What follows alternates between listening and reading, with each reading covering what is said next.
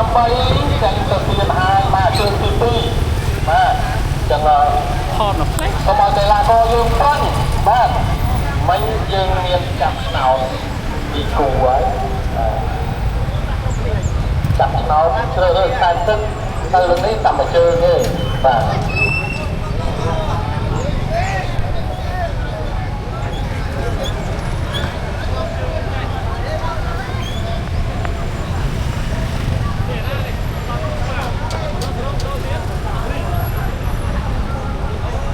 ស្ដាំឈ្នះហើយ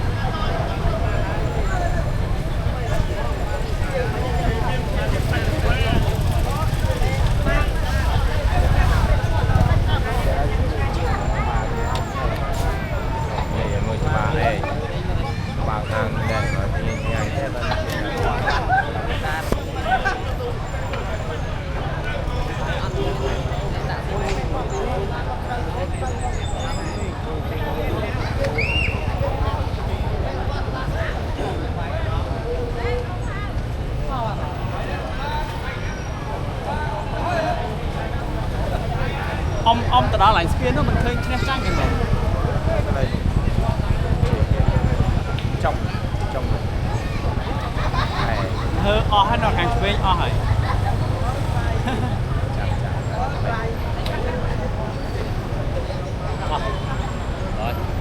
កើតអស់មើលច្បាស់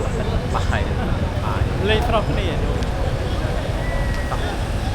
បាទគូទី4ព្រេមព្រាមមកបាទព្រាមបាទយើងขับមកក្នុងទីមកបាទ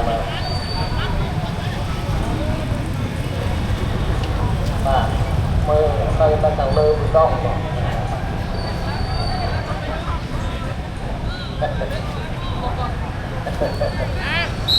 បាទចេញស្នាមវាដែរបាទគូទី9